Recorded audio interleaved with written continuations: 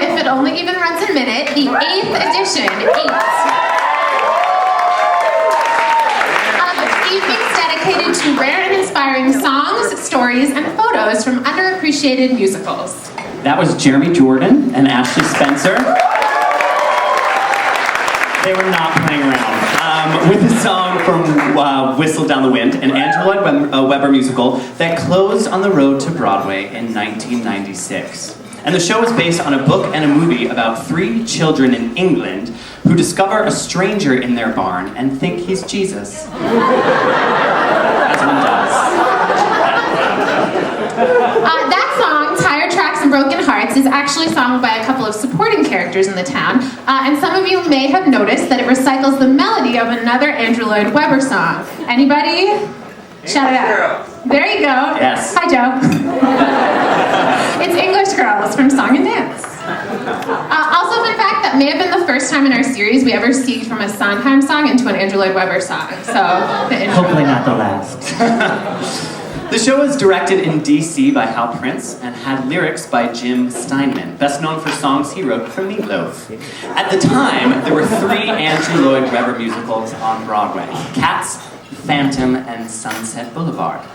Whistle Down the Wind would make 4.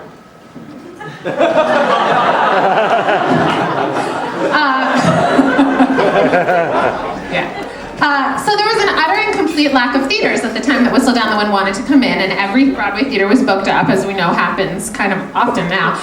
But of course, a new Andrew Lloyd Webber show wanted a theater, and that was nothing to sniff at. I like that. It's a grandpa phrase, but I like it.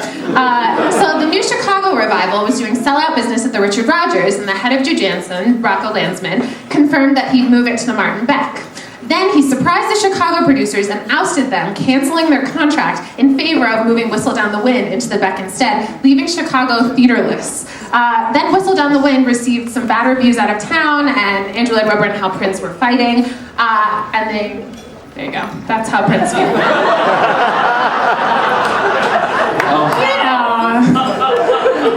But still, everybody believed that Whistle Down the Wind would come to Broadway and be a huge hit. There were posters for the show all over New York City, and the marquee was up at the Martin Beck. Yes. Then, on closing night in Washington, D.C., Webber and Prince told the cast that the show would be closing there. Landsman, who had clearly moved heaven and earth to get Whistle into the Martin Beck and had given up on the Chicago revival, said to the Times, "I'm very disappointed. We're losing a major show. The question my colleagues and business partners now have to consider is whether they really want to continue doing business with someone that's stupid." Meaning me. Sure thing, still running. When the musical Big closed prematurely at the Shuberts actually snatched up Chicago for their theater. Meanwhile, the Annie revival had wanted a large house, but they had settled for what they could get, the somewhat smaller Eugene O'Neill Theater. The O'Neill was already booked with the long-running Grease revival, but Grease was being evicted to make room for Annie. I don't know, if you followed that, then you'll get through the whole evening, believe me. Wow, improv already.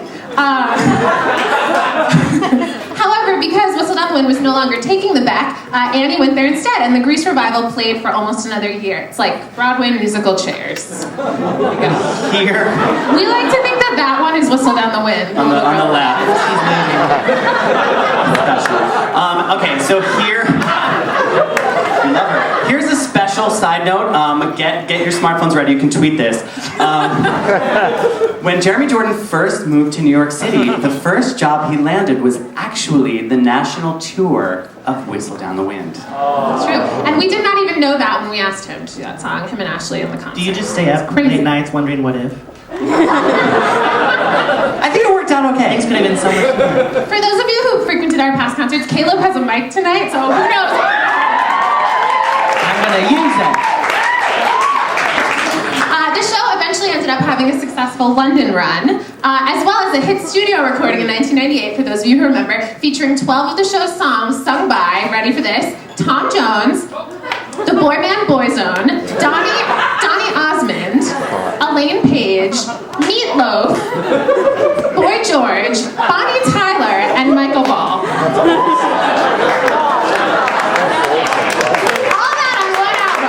Love does hurt, Elaine Page. Love does. The number that Boyzone sang on the CD No Matter What was released as a single and went platinum, hitting #1 in 18 countries, making it one of the most successful singles ever produced from a musical in history. Wow. It's pretty cool.